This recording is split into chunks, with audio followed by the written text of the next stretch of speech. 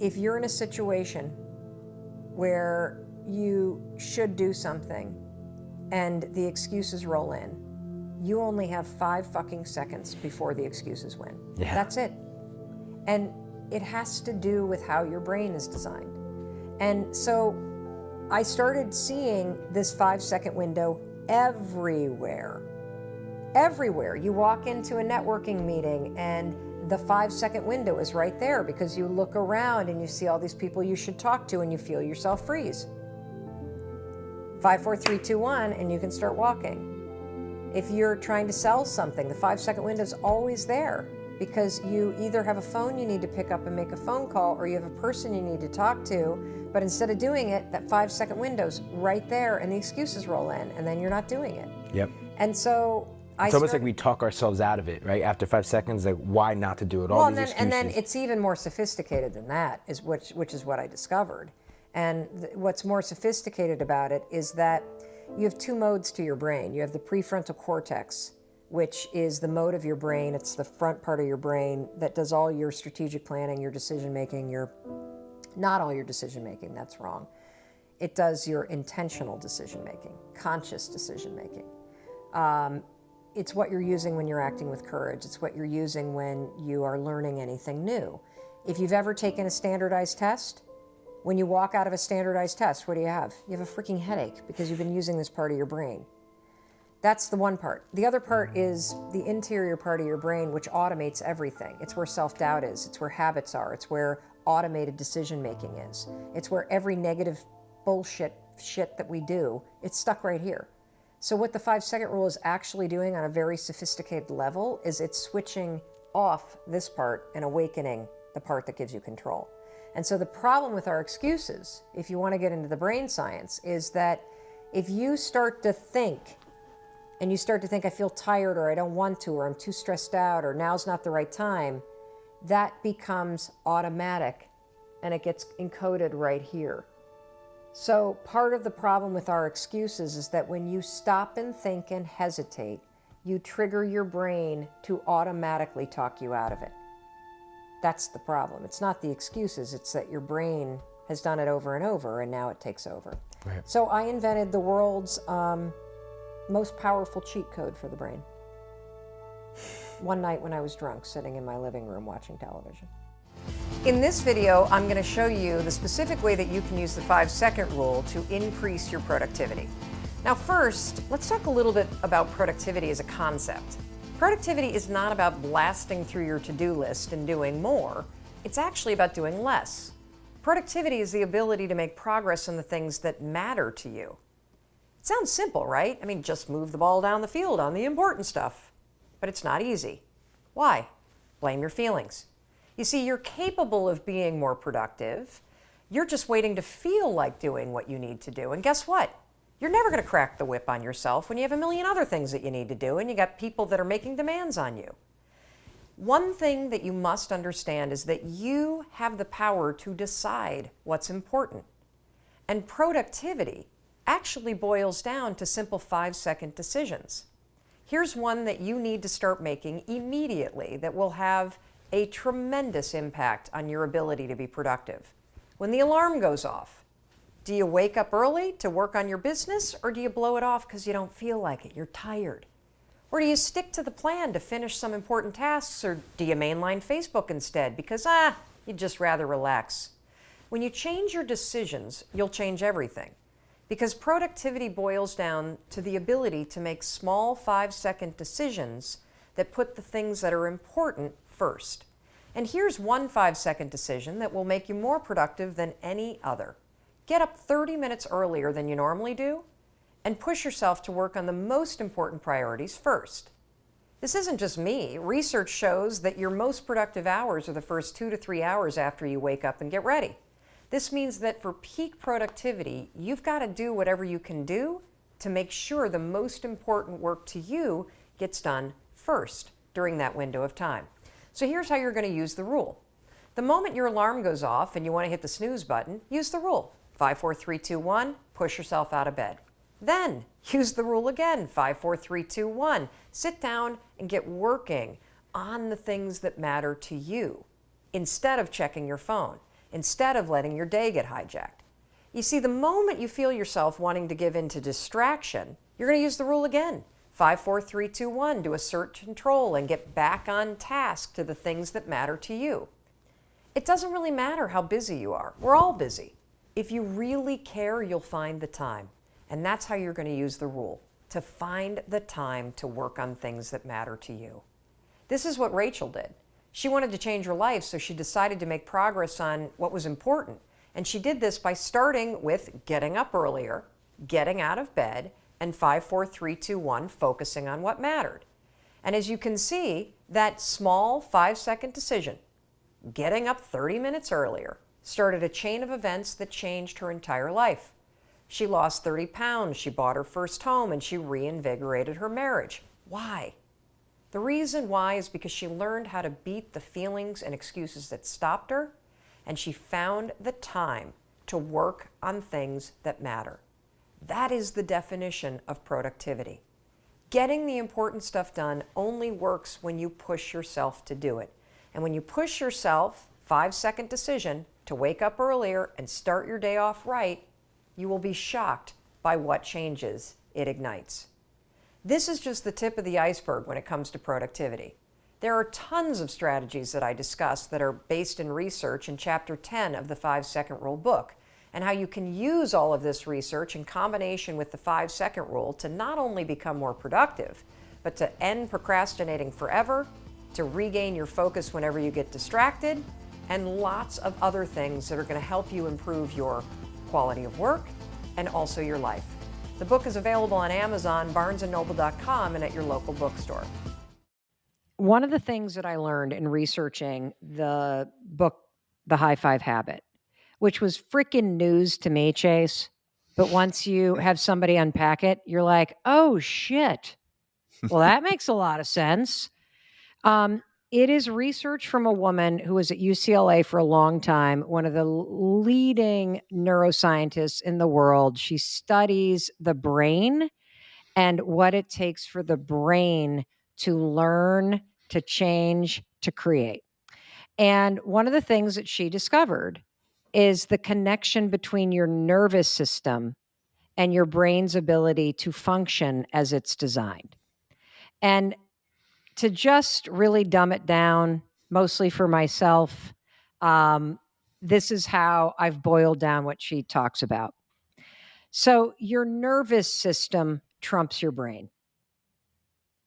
And when you are in a state of stress or anxiety or uncertainty, and your nervous system gets locked into a fight or flight response, which is what everybody is in. There's no way, I mean, your wife may not be there because she is a expert in meditation, she's a practitioner, so she has daily practices that help her flip off what's called the sympathetic nervous system, which is your fight or flight, anxiety, on edge. Oh, fuck, how am I paying the bills? What's happening in politics?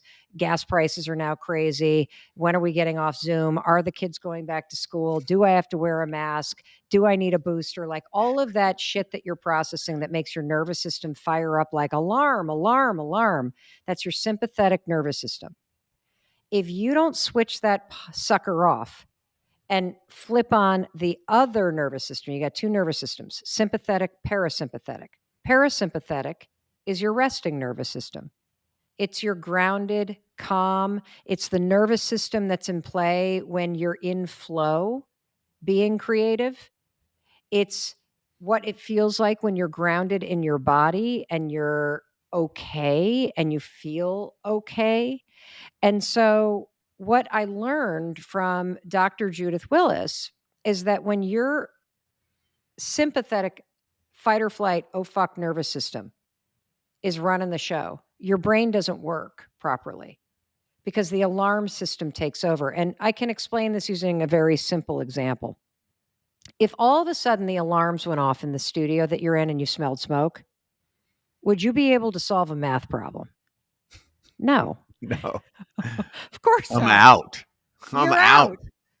Well, that's basically what it's been like for the last 2 years. the fire alarms are going off and your nose smells smoke. And so your nervous system flips on an alarm. The reason why it's so hard to focus, the reason why you're exhausted by 1 o'clock in the afternoon, the reason why you feel like you're one more thing away from checking yourself in and needing help is because your nervous system is just fried and it's impacting your ability to think clearly. And so there's a simple trick that you can use. And I know you've talked about the vagus nerve a lot on your show. It's a really important thing to understand. It's a treasure inside your body. The vagus nerve is a nerve that runs all the way from, your seat through every major organ, your vocal cords, all the way up to the top of your head. And the vagus nerve is the on-off switch between your oh shit nervous system and your I got this nervous system. And so a simple thing that you can do, and I want everybody to do this at the beginning of their day. And the reason why I want you to do it at the beginning of your day is because I guarantee you, particularly because you're in business for yourself, you're waking up on edge. Your cortisol levels, the stress hormone, are the highest first thing in the morning. And so when you wake up and you're already on edge, feeling like, oh my God, how am I going to get through the day? How am I going to pay my bills? You're rattled, you're thinking, you're worried, your cortisol levels are high. That means your, oh shit, nervous system, your alarm system is already ringing. So we got to flip the switch and turn off the alarm before you start your day so that your brain can focus and work for you. So the way you're going to do this, I call this high-fiving your heart. We're going to press in the center of your body, and that's going to kind of right by your heart, it's going to press on your vagus nerve. That's where the on-off switch is. And I'm going to teach you to manually flip the switch and to turn off the alarm system and to turn on the calm, grounded, creative nervous system that's going to help you get back into a state of flow and help you be more strategic, because right now is the most extraordinary moment in time for you as a business owner, I believe, and for a creator. So as you're pressing right here, you're just going to take a deep breath. Go ahead. And now I want you to say these 3 sentences. I'm okay. I'm okay. I'm safe. I'm safe. I'm loved. I'm loved. That's it. And most mornings, I need to do it about 23 times. No, I'm serious. Like what I know, happens? but I love that about you though. Like you're like 23 times. Like no, like Well, you know when it's I know. when you can stop because you actually have a sensation of the rattle Down-regulation. settling, Yeah. and you come back into your body. And I didn't realize until I learned how to turn off the alarm and turn on that cool rested state that my default for as long as I can remember, Chase, has been alarm mode. That I have been running so fast, mostly away from things, that I did not comprehend just how dysregulated my nervous system was. And, I think it's really challenging for creatives like you and me and everybody listening. And even if you're a small business owner and you don't consider yourself a creative and an artist, your business is your art. And For sure. as a, small business owner, you're creating something. I didn't like slowing down is terrifying when you're creative because there can be this manic, stressed out energy that's part of the creative process. And so it was very foreign to me during the pandemic to not be able to run somewhere. I mean, I literally could not go to get a cup of coffee or go to catch a flight or run to Target to run an errand, which I didn't realize was how I was kind of managing all of this dysregulated kind of survival mode energy. But learning how to stand in that frenzy, put my hands on my heart, and bring myself back into my body so that I could leverage the intense and incredible power of my brain and be strategic instead of reactive and be confident instead of like chaotic.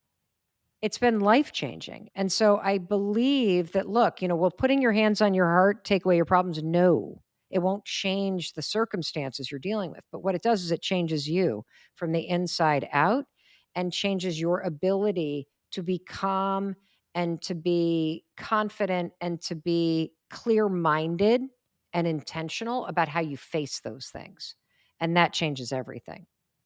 Everything, because shit happens. Shit's going to happen. And it's not that we aim to prevent things from happening, but we take control of our response to those things, right? Whether this is stoicism or neurology or psychology, all of those things align to say that how we respond is the measure of greatness, right? That is how we become our best self. And or sanity. this is, I mean, I give you an example, Chase. We've been wrapping up kind of like this big like book tour to the extent you can do one in these times. And I went over to London and we had an incredible, tour over in London. And I took my daughter with me and it was time to come home. And the regulations for getting any kind of international travel, at least right now, at the time that we are filming this, are mind-blowingly complicated. And they're changing in real time. And some involve printouts and others involve apps. And so I found myself at 4:30 in the morning at the airport 2 days ago with my daughter, and we didn't have the right paperwork. And as soon as we learned we don't have the right paperwork, as soon as you start to entertain, I'm not getting out of this country. As soon as you learn that, oh my God, am I going to have to quarantine here for 14 days? Then can I get back in the country? And that whole thing happens when you allow the stress of your life or the stress of a moment or the uncertainty of something or the fear that you feel to all of a sudden surge through your body. You will not be able to solve the problems you're facing. And so literally at 4:30 in the morning at Heathrow, I got my hands on my heart as I'm huffing and puffing because I didn't download the app and I can't get back home and I don't want to stay here for another 14 days. And my daughter I'm okay. I'm safe. I'm loved. I'm okay. I'm safe. I'm loved. My daughter's like, what are you doing? I'm like, I'm okay. I'm safe. I'm loved. I'm okay. And I bring myself back into my body. And then I start saying, what if it all works out? What if everything's okay?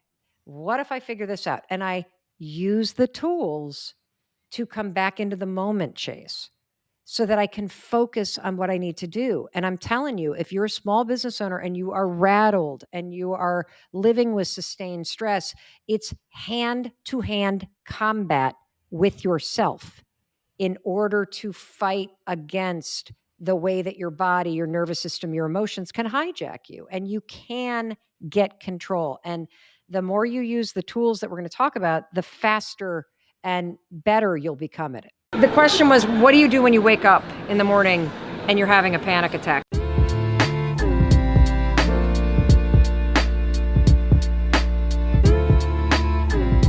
That is something I lived with for years, and it is terrifying. This is new to me. It's terrifying. I'm so sorry this is happening to you. And I want to tell you, you can actually get control of it. You ready? Yeah. So, first things first, let me explain what's happening when your body is in a state of panic, okay? So that you understand what's going on. Have you ever been in a situation in your car where you almost get in an accident? Yes. And immediately when that car almost sideswipes you, what happens in your body? You tense up. You have a instant, what's the word? Adrenaline. Yes, Yeah. yes. Like your heart's racing, right? Yeah. And your palms get sweaty. In the situation I just gave you, your brain has context for what the fuck is going on. So your brain goes, oh my God, we almost just got hit by a car. As soon as the car leaves, your body starts to slow down, doesn't it? Right. What happens when you're having a panic attack is you wake up in the middle of the morning and your body's in a state of alert just as if a car almost hit you. Okay. But the problem is your mind has no explanation for why it's happening. Yes. Does that make sense? That's the hard part. Yes. So your mind gets really scared because your body is now doing something Okay. that normally only happens when there's danger. But the problem, makes sense. but there's no danger. But you don't know the difference. So you Yeah. now wake up, and I would get in this cycle where I would literally have panic attack after panic attack, and then I'd be afraid of having a panic attack. Yeah. And then I'd have a panic attack. So you're going to do this. When you wake up and you feel that, do not lie in bed. Stand up immediately. Start your day. Then as... Even if it's 2 o'clock in the morning. If it's 2 o'clock in the morning, yes, because lying in bed with all of that and deep breathing, it's probably not going to help. Okay. If you actually get up and physically move, your body now thinks, oh, she's getting away from the danger. Okay. What I want you to do is come up with an anchor. It's a thought. Describe a place where you feel really happy and centered and grounded. Watching my grandkids. Great. You're going to go 5, 4, 3, 2, 1, and you're going to have a particular vision of you and your grandchildren. Okay. Super specific. And then just say, I'm so excited to see them tomorrow. I'm so excited see them to every day. All right, I'm so I get excited to to see them babysit in the them. morning. I'm so excited. And what's going to happen is by saying you're excited, and by counting backwards, 5, 4, 3, 2, 1, you interrupt the patterns. Right. You awaken this to see my babies. And then you've got a picture of them. Your mind's going to start to go, oh, her heart's racing because she's excited to see her babies. Okay. Just keep saying that. You've got to give your mind an explanation Right. to get it to calm your body down. Okay. In the car crash, your mind knows what's happening. You're going to give it a reason. Do you understand? I do. The other thing I want you to know, in the back of this book, last page right here, this is for everybody. The book comes with 31 days of video torture. Sign up for it, because I go into panic and anxiety very deeply. All that's happened is, for some reason, you've started to worry. And that worry has become a habit, and now your body is worrying, and that's now leading to panic. We can reverse it, okay? You have this behavior pattern where you snap. You have this behavior pattern where you yell and you get upset and you make people wrong and you don't mean to. If you are somebody who's ever said to yourself, I wish I could stop yelling, or I wish I could just snap, I could stop snapping. This video is absolutely unbelievable, okay? And the reason why is I explained this research that was so mind-blowing for me. It's called Ghosts in the Nursery. A lot of the patterns that you have that you don't have control over are patterns from your childhood, and they are there because when you were a kid, you experienced people in your life that were tense. Did you ever have a parent that was a yeller? Did you ever have a teacher that was a yeller, or a coach that was a yeller? And secretly in your little kid body, whenever your mom or dad would yell, or your coach would yell, or your teacher would yell, or your grandmother or grandfather would yell, you would feel tense, right? You would feel nervous. You would feel on edge. Of course, that's how we all feel, right? Well, here's the reason why you might have an issue, like I used to have an issue, where I would yell at my kids and then I'd feel terrible about it. I'd snap at my husband and then I'd feel terrible about it. Psychologists, and then I would say to myself, I'm not doing that again, I'm not doing that again, but I wouldn't have the ability to end it. Psychologists call this ghosts in the nursery. It means that any situation where you start to feel tense or you start to feel stressed out, guess what happens? Your body remembers what it was like when you were little to feel tense and stressed out, and what were the adults doing around you when you felt that way? They were snapping. They were yelling. And now here you are repeating the pattern. And you don't know why. And you feel guilty. And I'm explaining this to you because it wasn't until I thought, holy cow, like I know I don't want to snap at my husband. I know I don't want to take my anger from work out on my family. Why can't I stop this? That's the reason why. It's because it's a pattern that you remember from being a kid, that the adults around you were snapping or yelling or being mean anytime, and when they were, you felt tense and stressed out. So now that you're an adult, when you're tense and stressed out, you repeat the behavior that you witnessed. Crazy, right? So how do you stop it? Well, the first step to stopping anything is to actually understand what you're dealing with. Now that you know you're dealing with a pattern, now all you need to do is basically say, okay, I'm going to put a practice in place that's going to interrupt this pattern. What's the practice?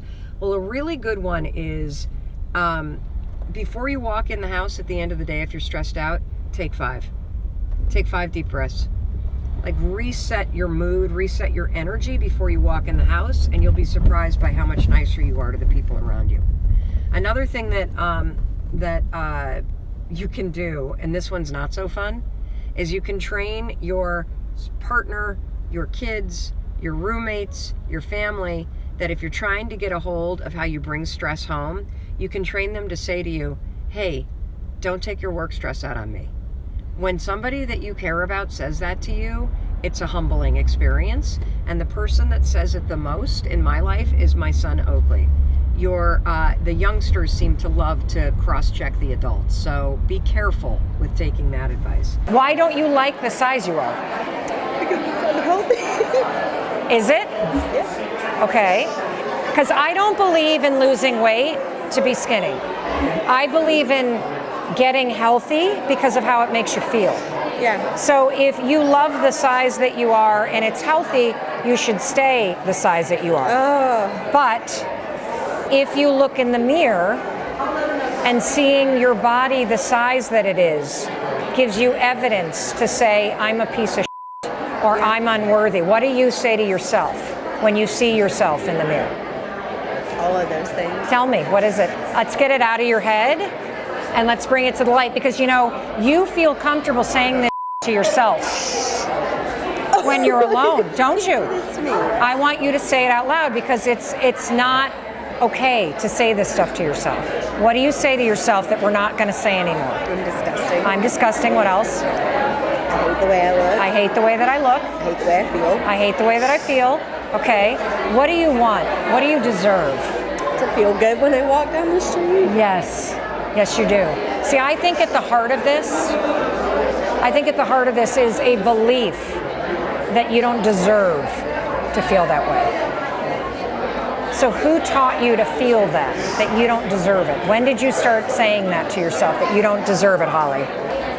Maybe when I was like 6 or 7. That's usually when it happens. So what I want you to do is I want you to leave here, and what you're going to go to war against is not your weight. You're going to go to war against the pattern in your head, okay? Because the longer you invalidate yourself, the less motivated you're going to be to change. Yeah. Because you're beating yourself down.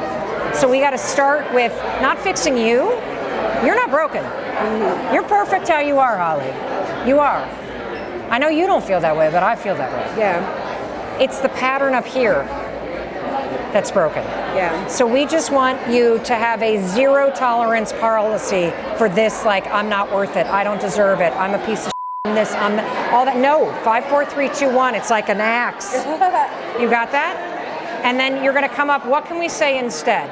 I can do this. I do that, I can do this, but more important, I think it needs to be more heart-centered. I deserve to feel good. Yeah. I deserve to have what I want. Watch me go get it. I know that in this next chapter that I consciously create, I want to have more fun. I really want to love the process. Yeah. I don't want to make it so hard on myself and be gripping everything so tight. And it's really easy for me to see it in other people because I know what it feels like in here. I'm working hard to break the patterns that still hold me back. And the big one that holds me back is bulldozing. That's it's literally when I start to feel any level of tension. This is particularly true in my marriage. I'm married to a saint. Thank God Chris Robbins meditates every morning. It's the only reason why we've lasted 26 years.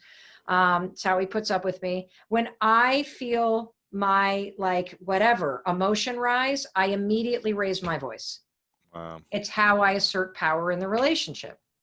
And I am so committed, Lewis, to breaking that pattern. Wow. And being a more fun person to be around and a kinder person to be around. And so having a breakdown is one of the biggest things on the planet, because what you get is you get a break from your own bullshit, and you can look objectively at where you are. And for the first time, look ahead and say, well, what do I want to go create? And 9 times out of 10, if you're discouraged right now, if you've got financial devastation, if you're facing something that is making this moment in time as hard for you as life was for Lewis and I in 2008 during the last recession, I beg you, ask yourself honestly if what you had is actually what you wanted.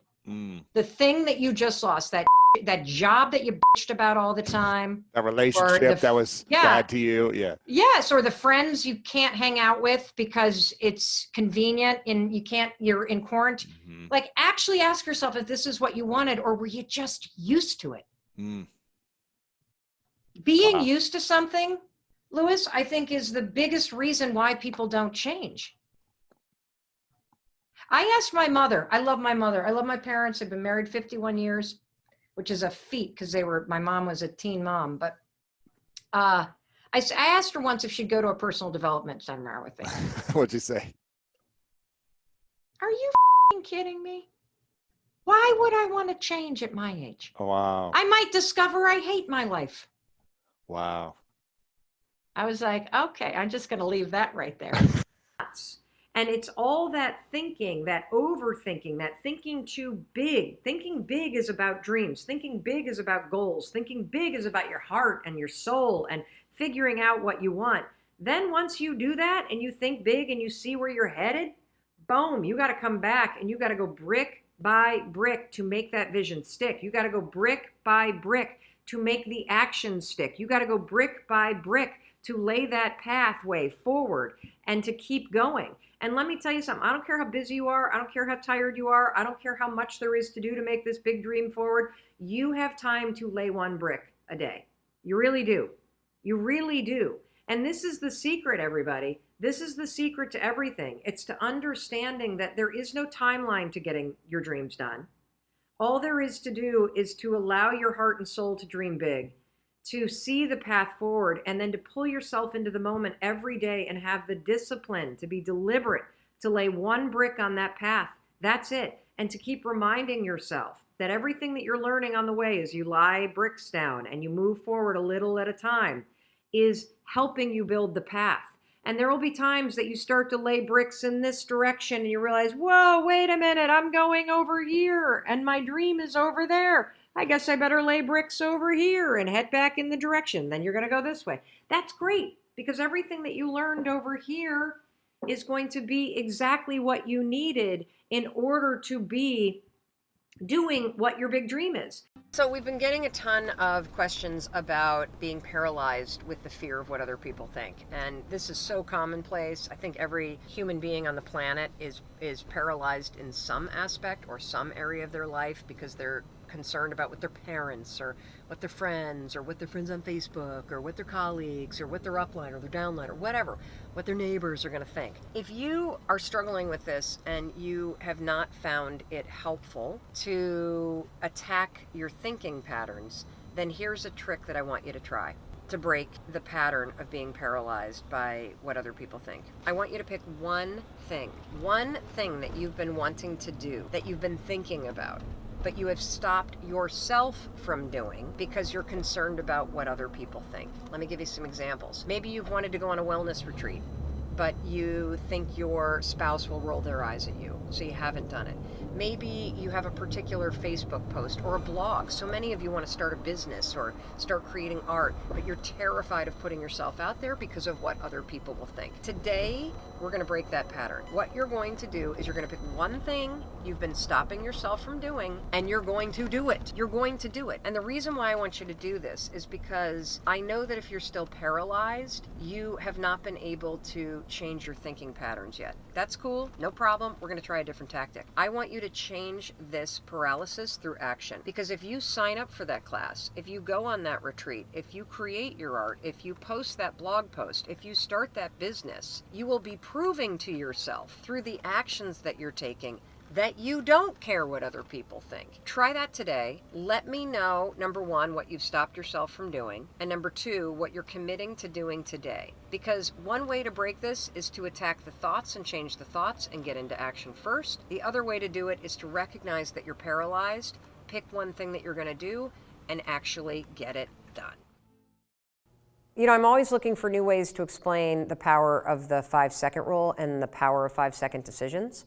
And I read something that Tim Ferriss said that really resonated with me. And he had this one line buried in a podcast somewhere that just jumped out, and it's stuck. And what he said is, he said something about how there's a gap between the world and the things that trigger you and your response. And your entire life is that gap. When you start to, this is not what he said, he kind of identified this gap, and I, of course, intrinsically was like, well, absolutely, that's the 5-second window between instinct or stimulus and your reaction. And when you start to understand that your whole life plays out in this 5-second gap, and that there's a gap that's 5 seconds long between fear and courage, and there's a gap that's 5 seconds long between self-doubt and confidence, that is your life. And what's super cool about understanding that your whole life is inside this gap is it's so small, everybody, that you have the ability to control it. Life's always gonna throw triggers at you, and there will always be all kinds of cool things that inspire you, your wisdom, and you get to choose what happens in that gap. Do you succumb to an excuse, or do you push yourself forward? When you start to speak up in business, you'll be shocked at how you start to speak up in your relationships. When you start to make hard phone calls, whether it's in a selling situation, you'll be surprised at how you'll start to close the gap and have hard conversations in your personal life. And so that gap is everywhere, and it's the same everywhere. And when you start to go to work in controlling how you live in that gap between stimulus or idea and your response, that's where the magic is. And that's what you're experiencing.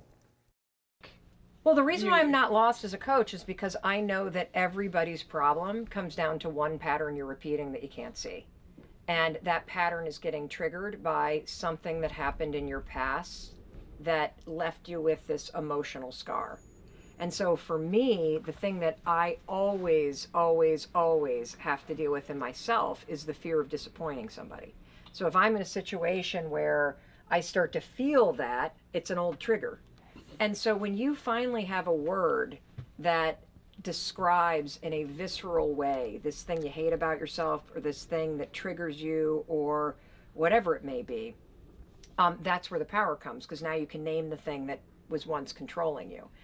And so if you can identify, first of all, the pattern you keep repeating that makes you miserable or doesn't serve you or makes you lose your power or has you go numb, then you can start to go back and say, well, where did I first start doing this?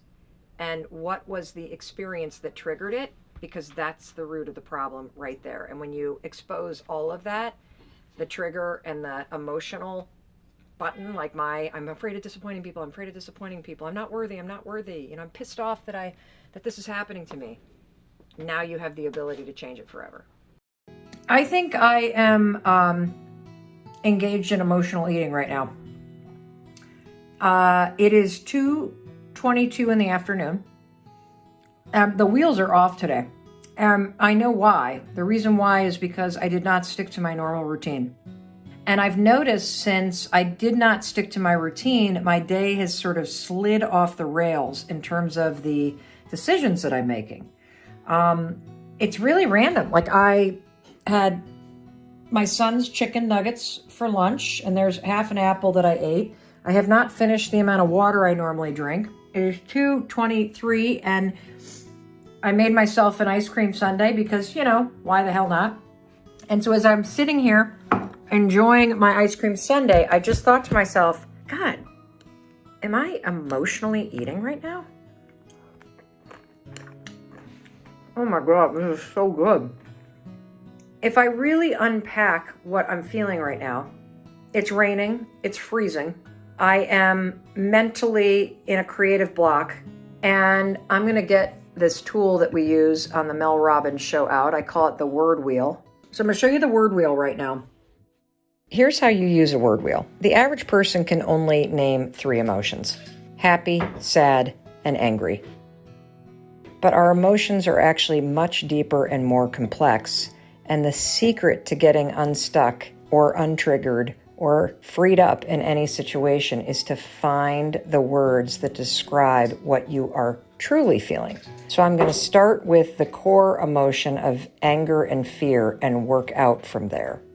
And so as I look at the word wheel, I feel inadequate as a writer.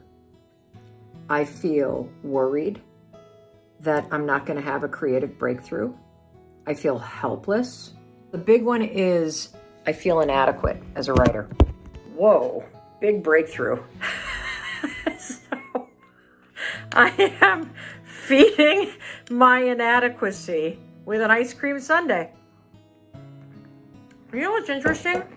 Is simply finding the word that I feel inadequate as a writer. And that makes me feel afraid that the book isn't going to be good, that it's not going to be as good as I want, it's not going to do as well, it's not going to get any accolades or good reviews, it's not going to make a difference in your life. As you identify the feeling, and for me it's inadequate, that sundae doesn't taste very good anymore. Because it wasn't a sundae that I was craving.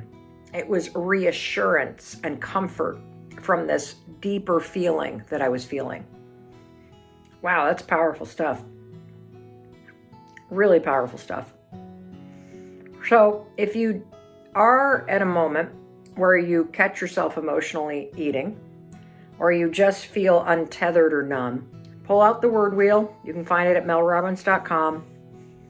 And I think you'll find it to be a really incredible tool that will help you locate what you're truly working through. And instead of reaching for an ice cream sundae, which honestly is going to now tank my mood because of all the sugar and make me feel lethargic, if you can identify the word, which for me is inadequate, inferior, worried, frustrated, you can let those feelings rise up, move through them, and then move on.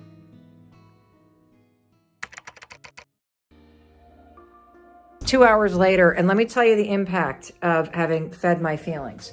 First of all, I am totally bloated. So I realize that that's not big, but you know, for me, my stomach is just like, oh, because all that sugar and dairy that I just pounded down is now sitting here like a rock. And this is the problem with emotional eating, is you get caught in this cycle where you feed these feelings and then your body starts to tank and your mood tanks and your stomach gets bloated. And so then you start to make yourself wrong and feel ashamed and feel like a bad person because you did it. So how do you stop emotional eating? And what business do I have giving any of us advice, given that I just did it? Well, I'm going to tell you what I'm going to do tomorrow when I inevitably hit that creative block. Is emotional eating, you know that it's emotional if it's comes on suddenly, if you aren't just craving something, but you are reaching for something that is a treat or that's soothing. And before I do that tomorrow, when my writer's block inevitably happens again, I will take a deep breath and I will ask myself, what am I feeling? Why am I reaching for this food? Am I hungry, or am I trying to soothe or comfort or distract myself? Because I was clearly trying to soothe and distract myself from the feelings that writer's block was bringing up. And now I need to get some gas sex or something, because I got to distract myself from the gas pains that I have from my emotional eating. But, you know, honestly, the discomfort I'm feeling right now, that's not going to stop me from doing it tomorrow. The only thing that will stop this pattern is spotting the pattern and using the tools that I just gave you. Identify what you're feeling, ask you why it is you're reaching for this. If you're not hungry, but you're trying to soothe, distract, or reward yourself, you're feeding some feeling. Recognize the feeling, put down the ice cream, go for a walk, choose something healthy, address the feeling. Don't reach for the food. your mind collects mental lint. That's right. That's all that doubt is. That's all that fear is. That's all that anxiety is. That's all that worry is. That's all that people pleasing is. This is lint from life that is collected in your brain. And you know what? Lint stands for something. Get your pencils ready. You lose inspiration due to negative thoughts. That's all that's happening. You're not broken. You're just blocked. The filter in your mind is blocked, just like a dryer filter gets blocked by lint. And you can't think this stuff away. You got to take action. And the single most effective tool on the planet, hands down, to wipe away the lint in your mind, to wipe away the doubt, to wipe away the fear, to wipe away the anxiety, is the 5-second rule. I'm dead serious about this. When you feel the fear rise up, when you feel the self-doubt start to block, when you feel the anxiety start to take over, when you feel like you're losing the inspiration to move, you're just going to count backwards. 5, 4, 3, 2, 1. I know it sounds dumb, but trust me on this one. Counting backwards, 5, 4, 3, 2, 1, wipes the lint off the filter in your brain. That lint that makes you lose your inspiration to act due to negative thoughts. And once you get to 1, it's clear. So your confidence and your courage can flow right through you. The Dallas Uber driver. Oh. So as somebody who has gotten into countless Ubers, and some small percentage of them know who I am, and then of course they start asking questions. Talk to me about chasing your dreams and this quote that you have that an aha moment does not necessarily lead to an aha life. Yeah, the Uber driver in Dallas that's in this book. I get choked up when I think about him. An aha moment. Why choked up? I get choked up because what happens for me every single day is, and you hear from people every single day, you've got millions and millions of people that are inspired by, empowered by, impacted by your content. There are people out there that use your work as a lifeline, and it is humbling. And what I am really present to in the work that I'm putting out, in the stuff that I'm sharing, whether it's my failures or the things that I'm using that are helping me in my own struggles, is just how much people are holding themselves back and how much pain people feel. Because most folks know what they dream about and what they want. And yet they're spending all of their time and energy arguing against what they want. And so you can have all these epiphanies. I hope that when somebody listens to our conversation and watches this, that they have a massive aha moment. But it's not going to mean fucking shit if you don't take action and do something about it. The aha moment is the door that opens. But your new life does not begin unless you fucking step through the door. And most people, and that's what was so kind of, you know, the simple idea of high-fiving yourself, of encouraging yourself, of supporting yourself. Most people, when you have an aha moment and the door to your new life opens up, instead of going, I got this, let's go, and high-fiving yourself to step forward, most of us go, I don't know if I'm worth it. I don't know if right now is the right time to do this. I don't think I'm good enough. I've failed so many times, I can't go through that door. And that's the problem I want to attack right now. That there is somewhere in your life that you know what you want. You can feel it pulling you. And you are actively arguing against it. You're bringing yourself down. You're beating yourself out. Like, people will cheer for you and me. They won't cheer for themselves. I'm the same way. And so this Uber driver, the story that you're talking about, I get into the car and we start driving, and I'm on the phone as we're driving, and I'm having a conversation with somebody about this daytime talk show that I launched, which was a dream with Sony Pictures Television. And then Was promptly fired after season 1. It was a huge fucking failure because we didn't make it to season 2. Huge failure in real world terms. Right. Massive success when it comes to the timeline of my life. And so I'm talking to this person about the talk show. I hang up the phone and this Uber driver comes alive. He's like, oh my gosh, I can't believe you're in my cab. And I'm like, why? And he says, because I want to talk to you about something. I think you can help me. And I'm like, great, how can I help you? And he says, I have a dream of being a Oscar-winning actor and creating opportunities for other Black and Latino men to do the same in acting. And I'm like, freaking fantastic. What the fuck are you doing in Dallas? Right? You know, the guy's 25. And so I go, you know, the game is in New York and LA. I mean, sure, you can act, you can write stuff, you can be here in Dallas, but why are you not in LA? Why are you not in New York? And he's like, you're right, you're right, you're right. I need to move to LA. I'm like, why not? And he says, I have $700 in my bank account. And I'm like, that's freaking fantastic. You have $700 in a car? Dude, drop me off and get driving. What are you waiting for? And so we have this whole conversation, and I write about it in this book, where I am actively arguing for his dream, and he is actively arguing against his dream. And what is so sad is throughout this conversation, Tom, he's like, you're right, $700 could get me there. You're right, I am only 25. You're right, if I keep thinking and thinking and thinking and thinking about what I want to be doing, I'm not only going to drive in circles, my whole life is going to spin in circles as I think about what I want and I don't do shit about it. And then you are going to find yourself not at 25, but at 45 or 65, and you're going to be so filled with regret that you never fucking put a bet on yourself.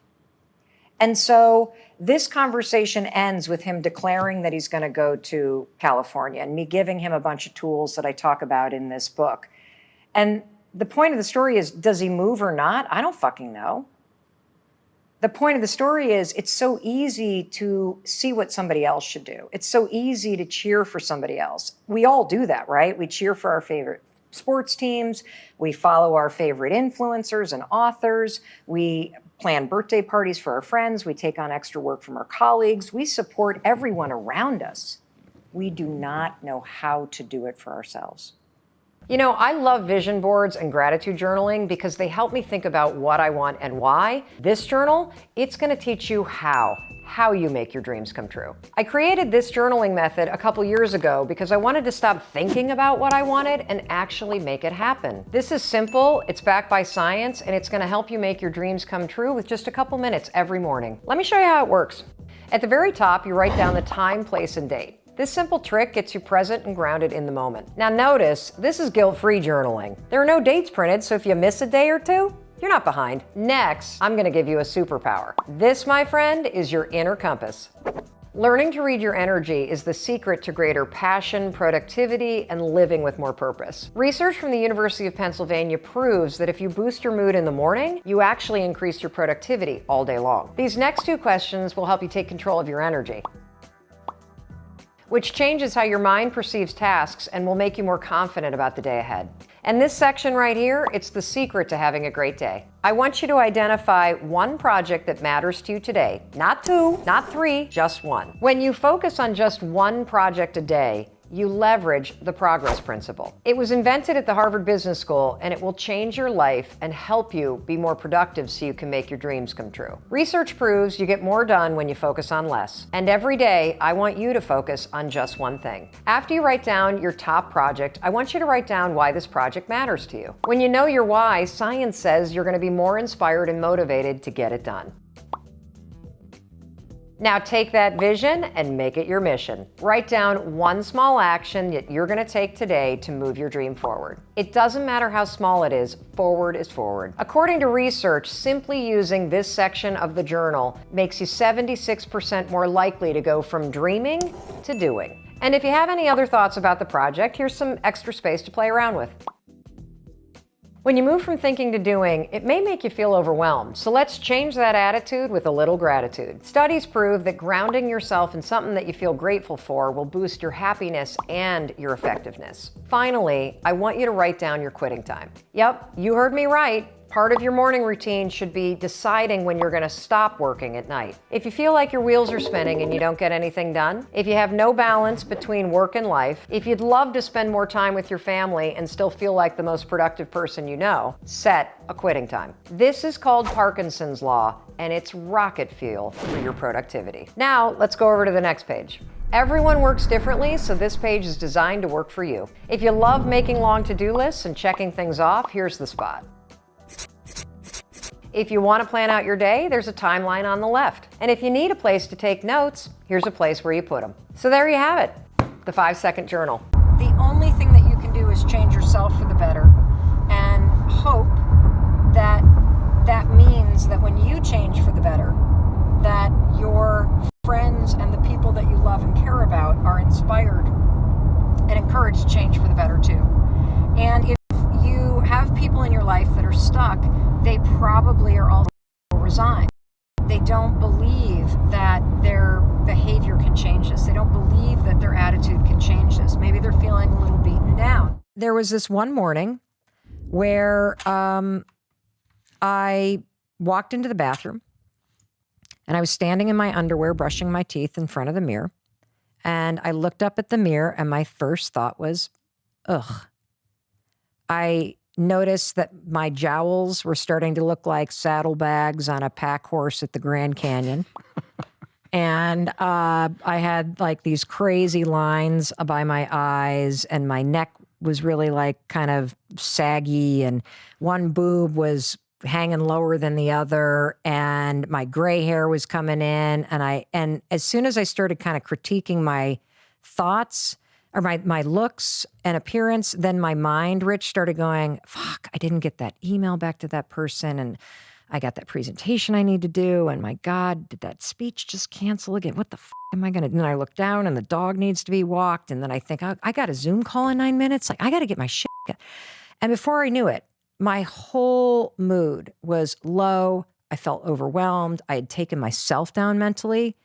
I just wanted somebody to walk in and be like, Mel, it's going to be okay. Like, you got this, girl. Like, it's lift your head up. You can handle this. I don't know what came over me, Rich. This is pathetic. But standing there in my underwear in front of my bathroom sink, I raised my hand and high-fived my reflection. And I cracked a smile because it's so fucking corny. I even thought of that guy, Stuart Smiley, from the SNL skits. Remember that? I'm nice, I'm kind, people like me. Went on with my day. That was it. Snapped a photo, though. No, not that one. Oh, not that one. Not the first time. And then I kept doing it. I did it probably for a week or two. And here's the weird thing about it. I started when I woke up after doing this high-five your own reflection in the mirror thing. I actually started to feel like I was looking forward to it. And here's why. You know, I've spent a lifetime, just like you, standing in front of the mirror. And what I realize now is that when I'm standing in front of a mirror, I'm either critiquing or picking myself apart, or I'm ignoring myself. And when you start to high-five your own reflection, it starts to build a partnership within you, with yourself. When you walk into the bathroom and you see your reflection and you've been greeting it, it's like seeing another person. It's the strangest thing. You start to realize how often you fucking ignore or destroy yourself when you see yourself or beat yourself up.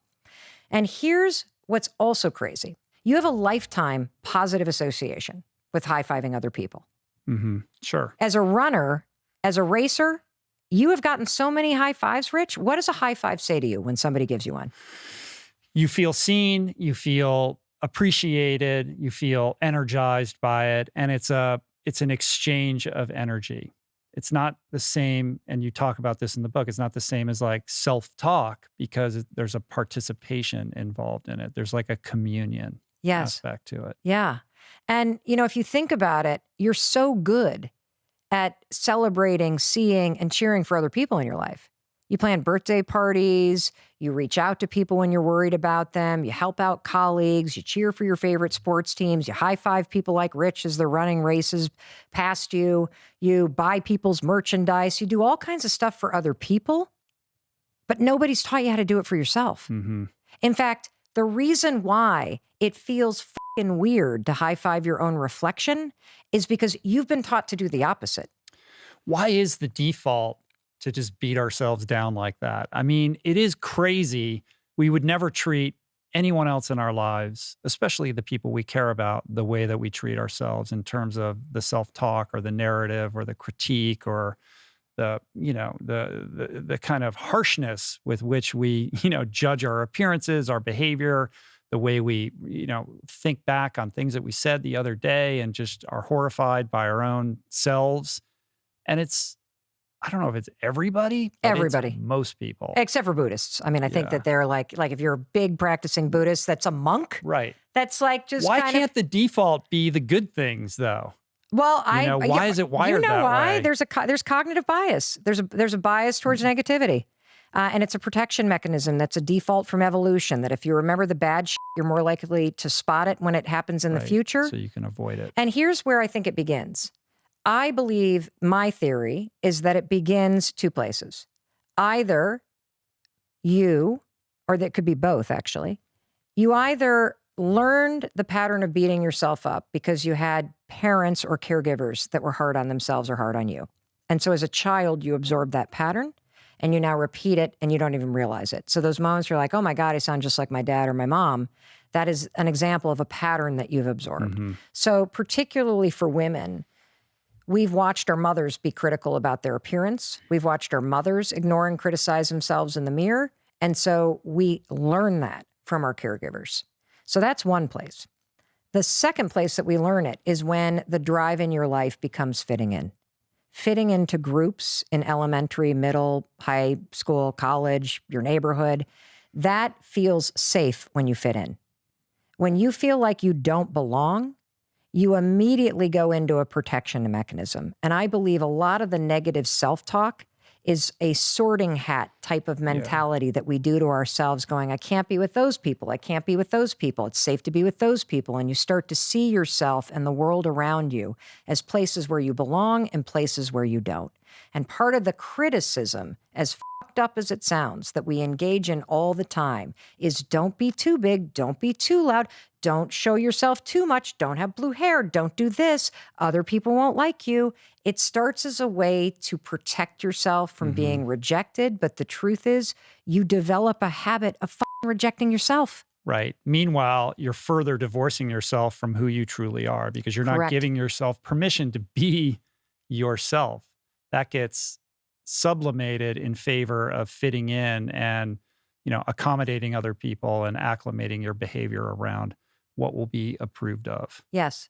So for me, I have clearly a lifetime of beating myself up and tearing myself down and regretting decisions that I made. And in the middle of stumbling through life, instead of being like, it's going to be okay, it's going to be okay, being like, you're really fucked up now, Mel.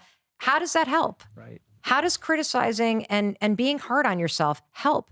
Confidence is a skill that you can build using simple, repetitive tasks and thinking tools. And you can start building it today. I want you to just settle in for a second, ground yourself in this moment. And I want you to think about what is something that you want to make happen this year in your life. What is the one thing that if Mel Robbins could wave her sparkly lip gloss and I could give you the next level of confidence, okay?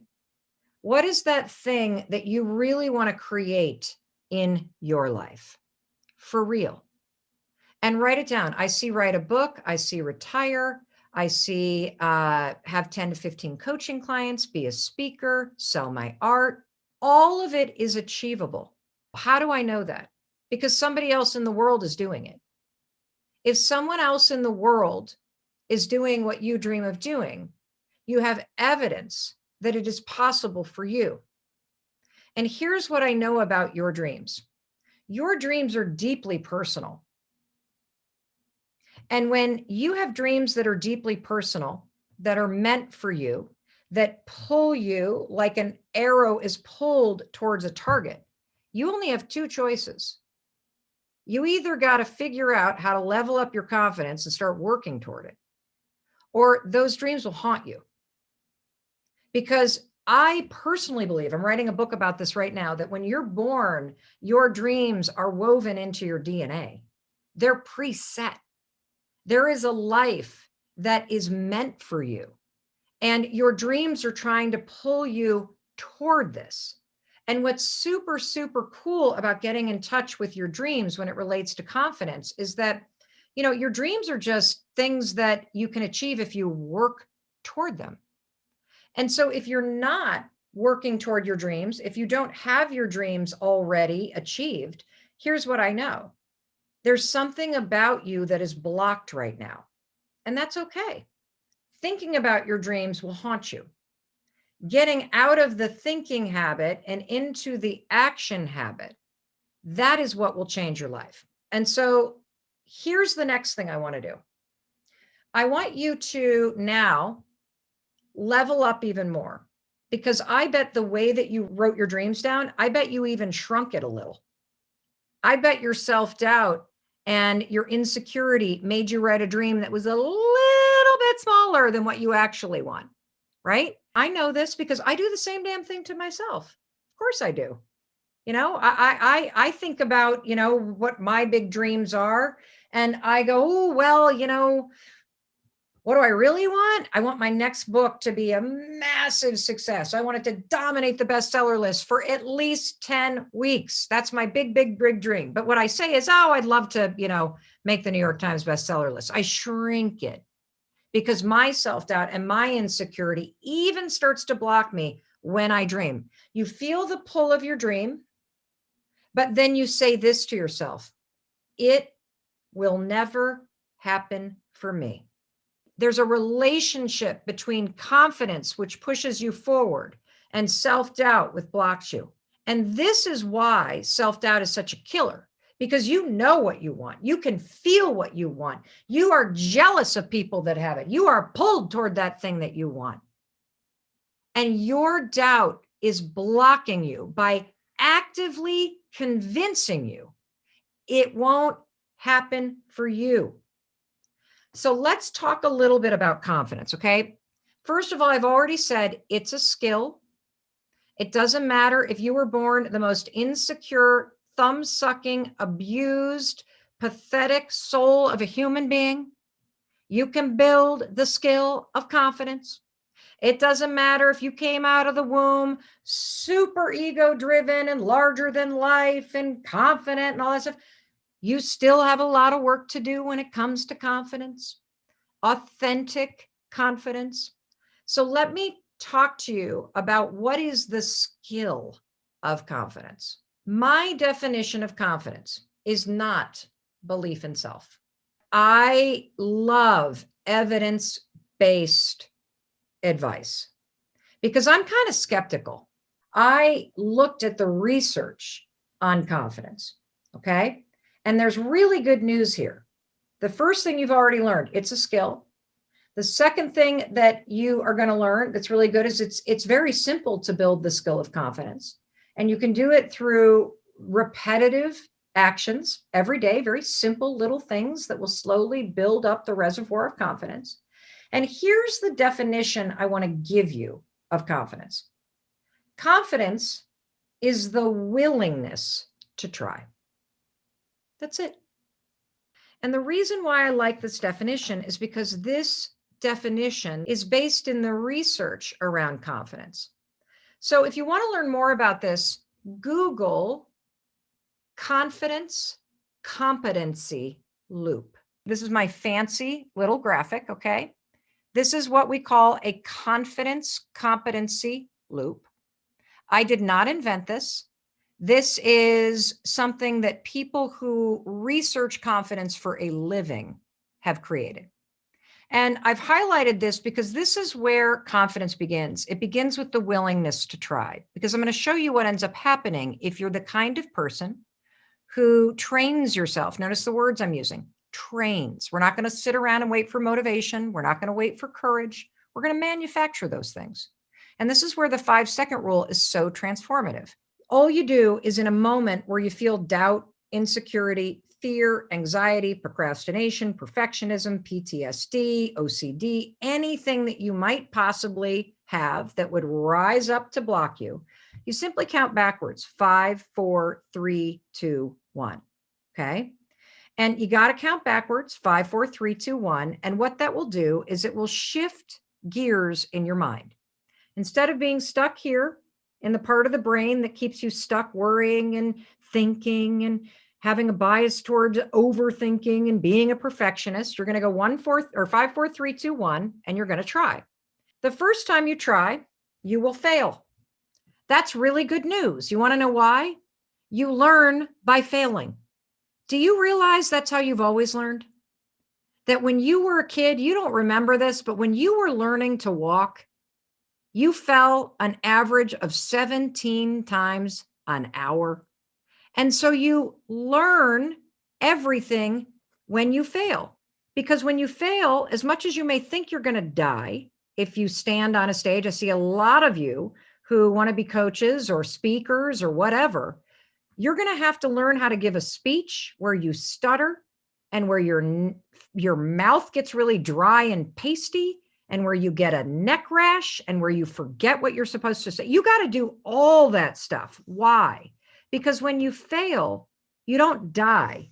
You actually gain knowledge and experience. And that's the gift of failure, because you then take that knowledge and that experience and you go right back to the next time. And then you try again. But this time when you 5, 4, 3, 2, 1, try, you're going to take your knowledge and experience with you and you're going to fail a little bit less. And what you're going to learn there, you're going to take right back to the next time that you try. You 5, 4, 3, 2, 1. You push yourself to try. You gain a little bit of competency for the next time you're going to do it. And every time you gain a little bit of competency, your mastery goes up. And that's when you start to feel more self-assured. And that muscle, everybody, of trying, that is where you build the skill of confidence. What we're talking about is whether or not you're hiding in plain sight. Now, the reason why I want to talk to you about whether or not you're hiding in plain sight is because if you're not the real you, the people who are looking for you can't find you. I'm going to say that again. If you're not living your life, if you're not showing up at work, if you're not going through the process of dating and being the real you, the people who are looking for you can't find you. And the secret to life, and this is so hard to grasp, is to just be yourself. That's the secret. There's only one you. There's only ever going to be one you. There's never going to be another you. And the way you make your mark in this world, the way that you learn how to believe in yourself, the way that you discover the people that you're supposed to surround yourself with, the job that you or career path that you're supposed to have, is by being the real you. And it's terrifying. I get it. I was a chameleon for a very long time. And when I say long time, I mean like the first 40 some years of my life. And what does it mean to be a chameleon? Being a chameleon means that you adapt to your surroundings and you blend in. That you're scared to let the real you be seen. I mean, think about a chameleon. They hide in plain sight. And so if you are in a relationship like I used to be in relationships and I wasn't even present. I was hiding in plain sight. I was a chameleon. If you were somebody that I was dating and you liked the Grateful Dead, guess what I liked? I liked the Grateful Dead. If you like to eat pizza, guess what I liked? I like to eat pizza. If you like to sit around and watch baseball for 3.5 hours, guess what I like to do? Not really, but guess what I would do and pretend that I would like to you, because I was so convinced that I was not a good person, that I was not likable. I was terrified of disappointing anybody. And it may be hard to believe that because you see me now, but this is how I live my life. And the problem with being a chameleon, and give me a thumbs up if you can relate to this. And here's another challenge I have for you. Let's come out of hiding right now. Tell me, confess to yourself, where is it in your life that you're hiding in plain sight right now? That the real you isn't present? Is it at work? Do you have ideas at work and you just show up and go through the motions and you don't put yourself or your best work out there? Are you hiding in plain sight because you're at a job that you can't stand? Are you hiding in plain sight because you're in a relationship and you know that the person that you're with has all of the power in the relationship? You're scared of upsetting him or her, and so you stay quiet or you don't make the requests that you need to make. Are you hiding inside a body that's not truly who you are? That you're hiding in plain sight and underneath the body that you're in, whether you're way unhealthy, too skinny, or you're overweight and you know that that's not the real you, but you're hiding in plain sight because you're scared to be seen. This is a major issue for a lot of us. And when you think about the areas in your life where you are hiding in plain sight, and please, Tracy, if you see where people are giving me examples, or Audrey, let me hear some examples. Relationships. And school a lot. School a lot. I bet in school you maybe aren't taking classes or majoring in what you really care about. Maybe you're not asking questions because you're afraid to look stupid. Relationships, this is huge. And the reason why it's huge in relationships and where so many of you are hiding in plain sight is that you're afraid of getting rejected. You're afraid of disappointing somebody. You're afraid of rocking the boat. And so you don't. You just blend in like a chameleon does. Now, one of the reasons why I wanted to talk about this is because, as many of you know, in addition to being a motivational speaker, and that's exactly why we're here in San Diego, in literally 20 minutes, I'm going to go downstairs at the hotel that we're in, and I'm going to be giving a keynote address, talking about the 5-second rule and the power of 5-second decisions. In addition to being a motivational speaker, I am also an international best-selling author. I wrote the 5-second rule, which is the #1 selling self-published audiobook in the history of audiobooks. Very, very proud of that. The 5-second rule has been translated into 36 languages, and this is just in 2 years, you guys. And more importantly, we have gone on to partner with Audible, and we put out what are called Audible Originals, which are audiobooks that you can listen to only on Audible, and they're all coaching programs. And so we launched one 3 weeks ago about. It'll be 3 weeks ago, I guess on Thursday maybe, called Take Control of Your Life. It's so cool. It's 10 hours long. It's 6 coaching sessions. And in addition to listening to the coaching sessions where people talk about their greatest fear, and do you want to know what the greatest fear is for most of us? Being seen. We're so afraid to just be ourselves. And I think that the reason why is there is a hardwired need based on survival to be part of a pack. That there is safety in a pack, that when you were little, you couldn't survive without your parents taking care of you when you were little. So it's part of our DNA to want to be accepted and to want to be connected. And when you were little, you start to realize when your parents are angry or when they're upset with you or when your mom's having a bad day or when your dad's in a bad mood, and you start to maneuver those emotional landmines that were happening in your house. And most of us maneuver them by either staying quiet or getting out of the way or being so afraid that we're going to disappoint somebody or set them off that we become very small and silent. And the problem is that when you start doing that when you're little, you carry that into your adult life. And so if you're stuck in a pattern where you're constantly in relationships where you're picking the wrong person, or you're in relationships where you don't have the courage to be yourself. You don't have the courage to say to your boyfriend or girlfriend, when I'm out with my friends, don't Snapchat me 35 times, okay? It's controlling and manipulative and it's making me angry. When you text me and I don't text right back, stop giving me shade, okay? When you keep bringing up the past as a way to manipulate me, it makes me feel bad. You don't even say that. You know what you do? You're a chameleon that hides in plain sight by shutting up. We all do it.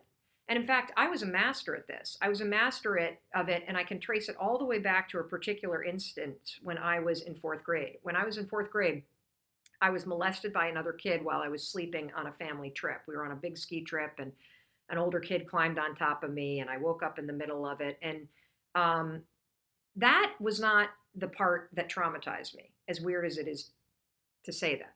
Looking back and deconstructing the moment, I can tell you the part that actually changed the trajectory of my life. In the morning when I woke up, all the kids were getting ready to go skiing, and so I like hid under the covers because I didn't want to see this kid. And when I thought they were all gone, I got up and I went downstairs, and my mom was cooking breakfast in the kitchen, and I thought all the kids had left, and my mom turned and said, "Oh, hi, how'd you sleep?" And I was about to say what happened, and I turned and I saw the kid standing there ready to go out the door. And I paused and I became a chameleon. I hid in plain sight. I lied. I said fine. I slept fine. And something happened in that moment. What happened is nothing. Nobody got upset. I didn't get in trouble. I didn't disrupt anything. I didn't create any waves. And in that moment, I learned that being a chameleon is how you deal with situations that scare you. It's how you make sure nobody's upset with you. It's how you stay with the pack. It's how you don't get in trouble. Not that I was going to get in trouble, but this is how a fourth grader processes this stuff. And literally, my version of being a chameleon was to lie. It was to walk into any situation and assess what was going to make me liked or make me accepted or make me popular or not upset somebody. And I just say that. If you were a vegan, what did I have for lunch? I had a veggie burger. If you like the Grateful Dead, what did I like to listen to? I like the Grateful Dead. Hell, I even sewed one in the middle of I got a Grateful Dead patch in college because a lot of the kids I started hanging out with like the Dead. You know what I did? I literally sewed a patch on the back of my jacket, a Deadhead patch. How stupid is that? But I was a chameleon. I was hiding in plain sight. In fact, this carried on all the way through until I met Chris, who I've been with now, 94, 25 years Chris and I have been together. God bless him. Oh my God. The first few moments that I met him, I lied to him. I'm not proud of that, but I was such a chameleon that the behavior, the pattern, it was so hardwired in my mind that I was trapped in it. I didn't even see it. So Chris is a huge outdoorsman. He started talking about skiing and about hiking and about his experience with NOLS, which is the National Outdoor Leadership School. And I was immediately smitten. So what did I tell him? That I grew up fishing. That's true. But I grew up trolling, which basically means you stand in a boat and you drive the boat slow and you throw tackle overboard attached to a string and you hope you snag a fish. That's what trolling is. It's not truly fishing. It's more like trying to snag something. But fly fishing, now that's really cool. So I told him I grew up fly fishing. Because he asked me, "Oh, what kind of fishing?" And I said, chameleon, hide in plain sight. I got a guy here that I really like, and he's clearly an outdoorsman, so I'm going to say the cool thing instead of the true thing. I'm hiding plain fly fishing. Now, I tell this story in Take Control of Your Life because how was I supposed to know that Chris's best friend lived in Jackson Hole, Wyoming, and was a fly fishing instructor, and that I would find myself 3 months later on the bank of a river in Utah, meeting his best friend and his wife for the first time, where they pulled out, to my surprise, fly rods, and I had to confess to Chris inside our tent that night that I had no idea how to do it. And Chris, to his credit, laughed at me. I was mortified. And it wasn't until a couple years later, when I remembered the incident in fourth grade, that I put all the pieces together, that I could see the pattern, that I was a chameleon. I could see the reason why I constantly tried to blend in. But here's the thing you got to understand. If you're hiding in plain sight, the people who are looking for you can't find you. And so has it ever occurred to you that the reason why you're not happy in your job doesn't have anything to do with your job? It has to do with the fact that you're being a chameleon at work. You're hiding. And if the real you were to show up, what I know is something different would happen. You would show up differently at work. That might lead to you leaving your job if you show up differently, or it might make your job more enjoyable. It might make everything shift. Same thing with relationships. You're never going to be in a fully committed, connected relationship if you're hiding in plain sight, because you're not with the right person if you're not being yourself. If you don't have the courage to be everything that you are and everything that you're not, if you're a chameleon in your relationships, you're never going to find the person that you're supposed to be, because the person you're supposed to find is yourself. And if you're constantly with people that you feel you need to hide your real self from, you're not with the right person. You're not with yourself. And so how do you fix this? Well, one of the things that you can do is, because we talked about this extensively at Take Control, the audio project that we just released. And, here's the thing. You're going to have to address a pattern and a limiting belief that has become the default setting in your mind. I had to do the same thing. And in order to stop being a chameleon, in order to stop hiding in plain sight, in order to be fully seen for who you are and who you're not, you're going to have to confront the limiting belief that you're not enough.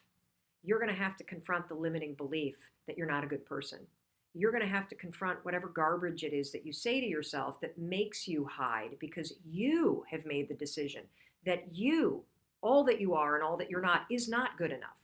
And so the thing about breaking the pattern of being a chameleon is that the moment that you start stepping out in the open, you start sharing yourself, you start pushing yourself to do things that are scary, you start drawing boundaries in relationships, you start leaving relationships where you feel like you must be a chameleon. You start leaving situations that make you feel like a chameleon. You stop yourself from lying and you tell the truth, and then you brace for it. When you start to break the pattern of being a chameleon, something incredible happens. By acting in a way that you're willing to be seen and to be heard for who you are and who you're not, you're proving to yourself that you don't have to hide. And as things start to change in your life, the people that are toxic disappear, your work starts to align with who you truly are, what actually happens is all the right things start to find you, because you're now open and able to be seen. So the things that are supposed to come to you, the right people, the right job, the right connections, the right even media and movies and books you're supposed to read, all of that stuff will magically start to appear because now you're out in the open attracting it.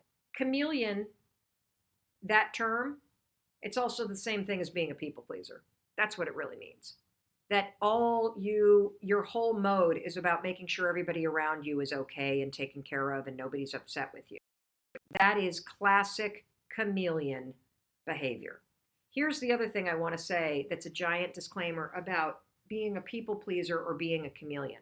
If you have suffered trauma, so you're a victim of domestic violence, you were abused as a child, you've experienced a sexual assault, you've been abused in some way, there's a big difference between PTSD and the things that you do to protect yourself because you've experienced legitimate trauma, not even legitimate trauma, you've experienced trauma yourself, and being a people pleaser. And so it's important for you to also understand that if that's part of your past, it's essential that you go and you seek out some therapy to unpack all of that.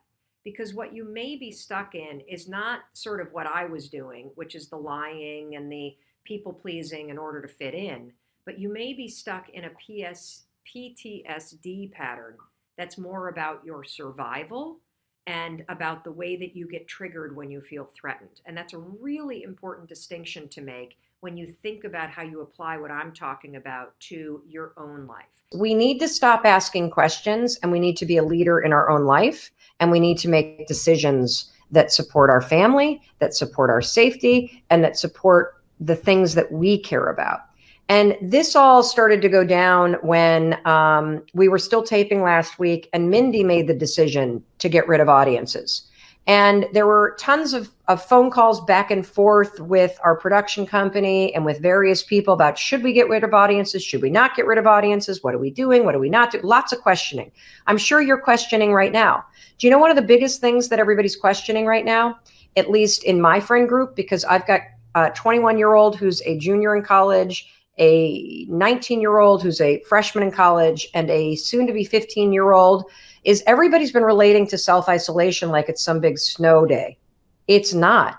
And so what everybody is asking each other in my friend group right now is, the kids that are coming home from college, the kids that are home from high school, the kids that are home from middle school, should they be allowed to get together?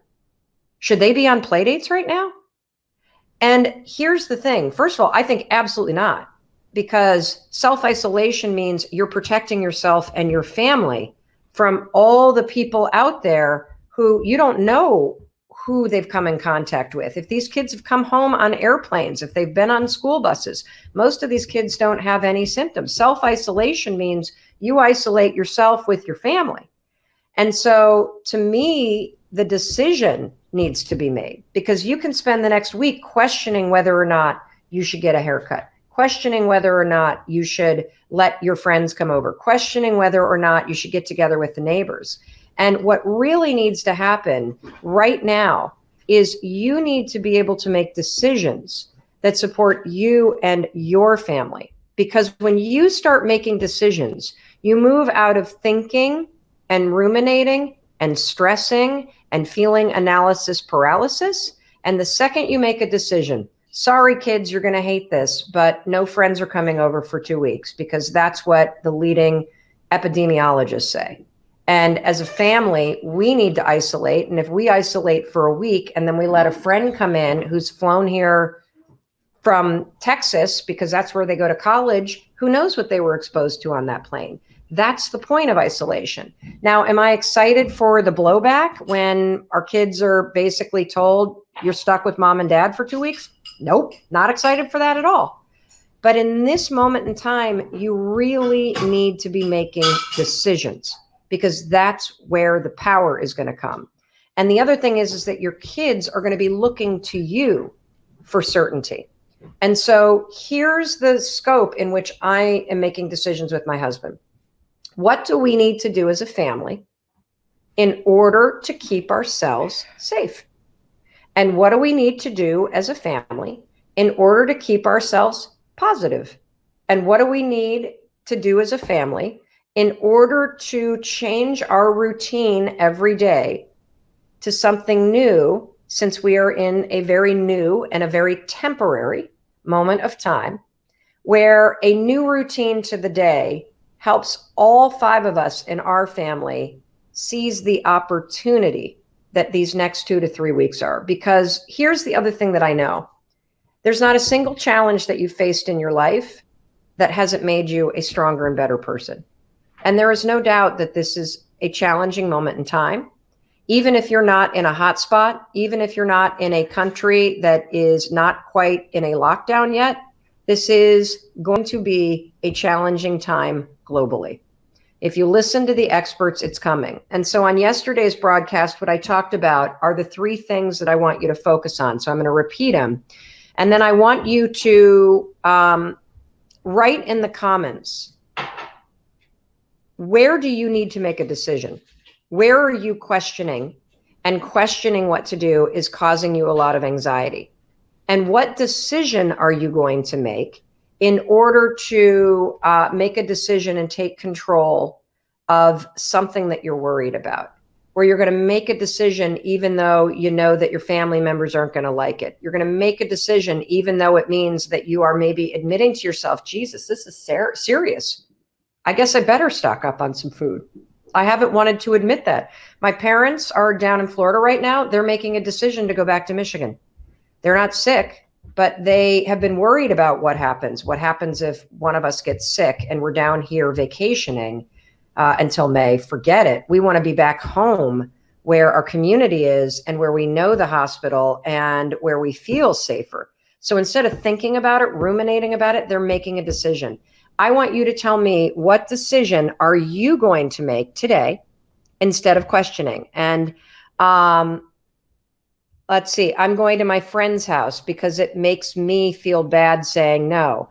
Well, if that's a decision that you need to make, and I see all these people saying the shelves are already empty, then maybe what you need to do is ask for some help. One of the interesting things, and we're going to send out a newsletter early this week with some links to free tools that you can use, is writing notes to your neighbors and building an email and a cell phone list. These are things that you can do. Another decision that you can do, just stay home. Another decision that you can do is, you could talk to your boss about what your comfort level is. If you don't have the kind of job where you can work remotely and you need to go to work. Maybe now is the time to start reaching out for help in terms of childcare. But what I don't want you to do is I don't want you to sit and question. I don't want you to sit and ruminate. I don't want you to stay stuck thinking, because that's going to make the fear worse. So today's piece of advice is stop asking questions and start making decisions. Okay? And I want you to tell me, what are you going to do? I see that somebody canceled their trip to Hawaii. I see that somebody has asked a neighbor for support to go and do the shopping for them. I see that somebody is finding it boring at home. You're right. It is boring at home if that's the attitude you bring to it. I think being at home for 2 to 3 weeks and slowing down is a huge opportunity. And that's why it's so important for you to work on your mindset. I see that somebody's canceled their wedding. I see that somebody has decided to get to Australia instead of staying in Thailand. Somebody is arranging to work from home. Somebody is using the time to take webinars, to listen to audiobooks. I see somebody is sending supplies to their parents. I think that this is an opportunity. I see somebody else has canceled their wedding. I see somebody slowing down. I see somebody that has decided to put things on pause and to start to work on projects around the house. Yes, you can get through this. And you're going to get through this if we stay connected. Okay? And you're going to get through this if you ask for help if you need it. And you're going to get through this if you keep your mindset positive, if you keep reminding yourself that you're okay, and if you come at this from a place of being centered from your heart and centered from your kindness and centered from your spirit. I see people starting to paint. I see people doing cello lessons over FaceTime. I see people working out in a home gym. I see people working on house projects. I see people doing self-care, catching up on reading. This is going to pass. And the faster that you make decisions that are keeping you and your family safe, the faster that it will pass for you. I'm just like you. My mind can be my worst enemy. I was laying in bed last night and I had fallen asleep and I kept waking up. And you know what I was thinking about? I was waking up because I could hear people in the hallway kind of coming in from a late night of partying. And you know what the first thing that my mind defaulted to? There being a fire in the hotel. And I started having these visions of my daughter and I going down the stairwell and getting trapped. And then I had visions of us being on the balcony on this room and fire kind of engulfing. And what are we doing? Are we tying a rope? I mean, it's just insanity, absolute insanity. And I used the techniques that I teach you. I went 5, 4, 3, 2, 1. I am not thinking about this. And the thought disappeared because I constantly reset my mindset. And, you know, one of the reasons why I'm telling you this is if you are tired of feeling negative, if you feel often that your own thoughts are the things that trip you up in life, that you wish that your mind were more positive, I'm telling you that I'm the same way. Just because I teach this stuff, just because I study this, just because I do what I do for a living, doesn't make me immune to what it means to be human. And what it means to be human is that your brain and your body want you to survive. Your brain and your body remember situations that scare the daylights out of you. Your brain and your body try to talk you out of anything that makes you feel risky. And your brain, given that it has been trained by situations in the past, and given that you allow it to worry all the time, you have a habit of doing it, if you're not careful and you're not deliberate, your brain will default to scary crap like mine was last night. That doesn't mean you're broken. It means that your brain is thinking something that's broken, and it's time for you to reset your mindset and pull it back. I have been practicing this habit for a little over a year. And it all began in April of 2020. And this is not something that I was like, okay, I got to write a book. It's got to have a 5 in it. It's going to be 5 years since I've written a book. Thank you, dyslexia and ADHD. What am I going to write about? That's not how this happened. The high 5 habit saved me. It was a ladder that helped me climb out of a hole I had fallen into emotionally, physically, spiritually. And a year later, after practicing what is going to sound like a weird, stupid thing, which you will resist. And Jay, you and I are going to unpack this because it's sad why everybody resists it. It has to do with the dust that's accumulated. And I will tell you, after a year of practicing this, I don't even see a face or a body. I see a soul. I don't even have to high five myself. I still do because it feels good. And we're going to explain the science that is bananas about why this actually works for everybody who tries it. Because this is not something that's new. You are tapping into programming that's already in your mind and body and now directing it back at yourself. It's incredible. I don't ever criticize myself. I don't ever see what's wrong.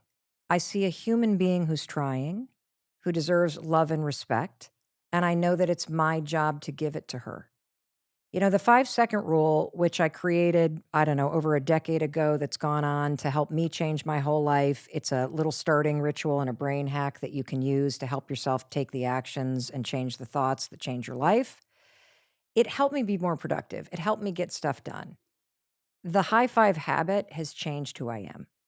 It has deleted a lifetime of criticism and negativity from my mind, and it has reprogrammed the soundtrack to be somebody that's supportive and a cheerleader. It's extraordinary. I believe with all of my heart and being that every man, woman, child, person, grandparent, everybody should infuse their days with habits of celebration and self-confidence. And the fastest and easiest and most science-backed way to quickly start to change how you see yourself is by adopting a simple habit of high-fiving your reflection in the mirror every single morning. Now, I know exactly what you're thinking. Are you serious, Mel Robbins? That is the stupidest thing I've ever heard in my entire life. I know it sounds dumb.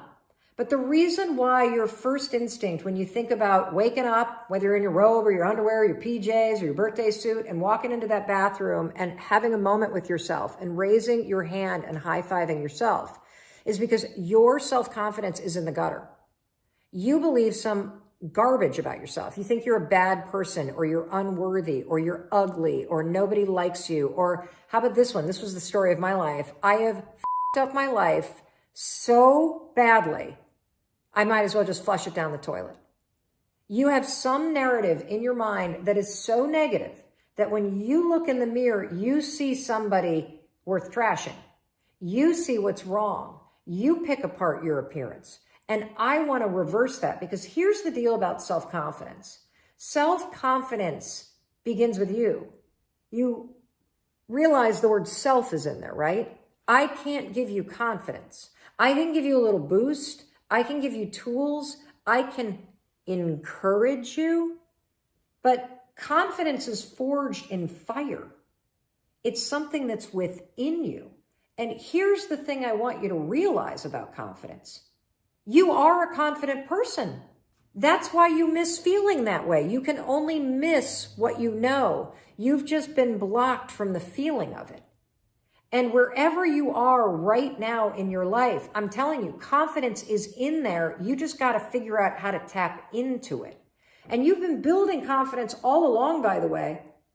Every time that you have fallen on your face, or you've tried something and failed, or you've gone out and thought you found the love of your life, and then your heart's broken, and then you pick yourself up again, and then you dust yourself. You're building confidence the entire time, because confidence is not built on the high days. Confidence is built on the low ones. Confidence is built when you are struggling. Because when you see yourself go for something and fall, when you see yourself try and get knocked down, when you see yourself stand back up after getting abused or traumatized or discriminated against and moving ahead, you are building this reserve within yourself where you know you can rely on yourself. You know you can face hard things and you can keep moving forward. You know you have your own back. So it's in there. Your life has been helping you build it. Now you got to just dig in and tap into it and use it to shut that critic up in your head. So the way you're going to do that is every morning, I'm not kidding, you're going to raise your hand in the mirror and high five yourself. Look at how many people are doing this. You're not the only one. For 5 mornings in a row, I want you to high five yourself. And when you do this, I want you to use the hashtag high five challenge. You know what's happening when you raise your hand up in the mirror?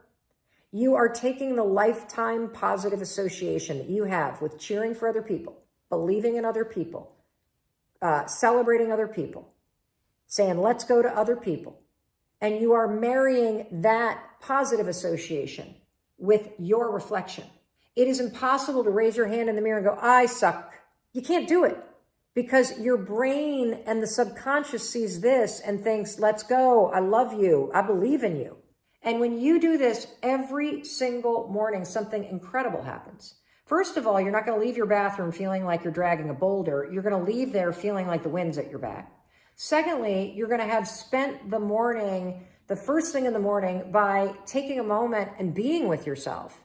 And not seeing your face and picking yourself apart, but actually seeing the person that's underneath the skin, the soul that's behind the face. You are going to shut the critic up. You're going to silence your to-do list. And when you raise your hand like this, it also prompts you to think about the game you're playing. So now you got a moment to be like, oh yeah, yay me. I'm still here.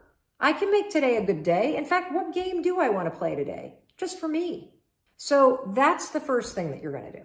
You're going to high five yourself, take the high five challenge, which is high five yourself 5 days in a row in the mirror, take a photo of it, post it on your story, tag me so I can cheer for you, and start to notice what happens. Something weird happens by day 4 when you get out of bed. You're going to have this weird feeling that you've never had. You're going to feel like you're looking forward to seeing yourself in the mirror because something weird happens when you start to really be present with yourself. When you normally walk in the bathroom and you ignore yourself, you're alone. I think a lot of us feel like we're alone in our lives. When you start to see yourself, you literally, oh, hey, hi there, Mel Robbins. How you doing? You now, as you look forward, oh, hey, girl, how you doing? Hi, Mel Robbins. Oh, hey, let's go. I believe in you. Gonna have a great day. It's almost like when your neighbor waves to you. You're seeing yourself. You know, now that I've been doing this for a year, I don't feel like I'm alone. I feel like I've got myself and I've got my own back. I feel like this person that I see in the mirror is the one person that's going to be with me for my entire life. So I better cheer for her. I better celebrate her. I better encourage her and love her. And that's what you're doing when you do this every morning to yourself. And there are mornings where I stand in my underwear at my bathroom sink and even I don't have a word to say to myself. But I can always do this. And it always lifts my mood. And it is creating that deep connection within me to myself. And that's what builds your confidence. Confidence is being comfortable in your own skin. Confidence is knowing that you have your own back. Confidence is knowing that you can face something. Confidence is believing in your ability to face or survive or try something and be better. And confidence is being willing to try. And all of those things happen when you raise your hand every single morning. The second thing that you should do is you got to be honest with yourself. If there are things about your appearance that are within your control, whether it is the shape that you're in, whether it's the health choices that you're making, whether it's how you take care of yourself in terms of self-love, and you're not taking action in those areas, the lack of action says to your brain, you don't care about yourself. And so what I want you to do is pick one thing, one behavior that you could do every day. The high five's one of them. Pick another one. And I want you to practice doing it. And it's a behavior. If you think about the person that you want to become, what's that person do every day that you don't do right now? And when you start to do the thing that the person you want to become is doing, you leverage something called behavioral activation therapy. And that is a whole body of research that says when you act like the person you want to become, it's the most powerful way to change a habit.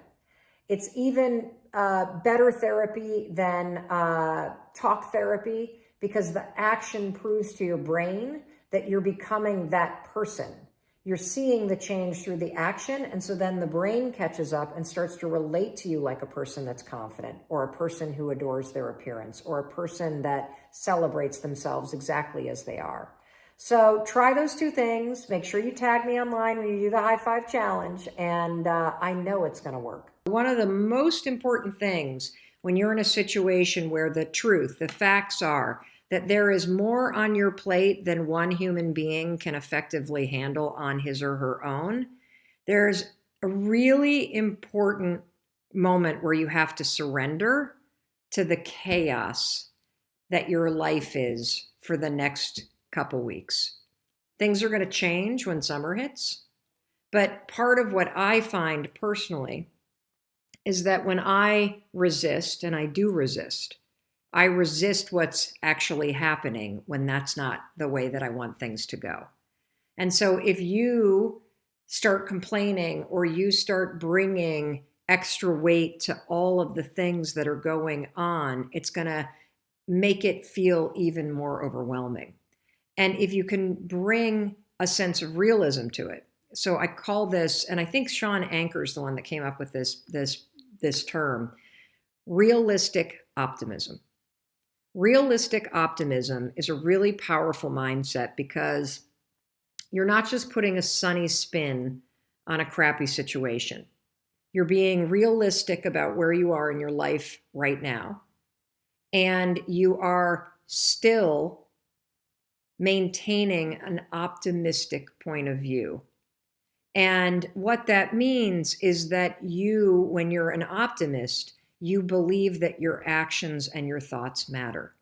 You believe that you can handle what's on your plate. You believe that based on your thoughts and your actions, you can positively affect the outcome of whatever it is that you're dealing with, whether it's being wildly overwhelmed because you're a single parent, or terrified because you just got a scary health diagnosis, or you're spinning because somebody just told you they don't want to be in a relationship with you anymore.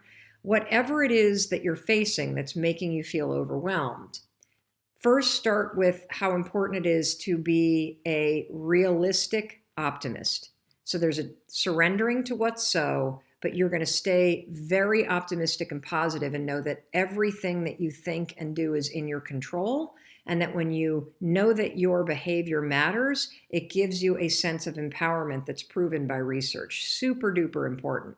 It's also why you can have a very hard life right now and a very overwhelming life right now and still be happy.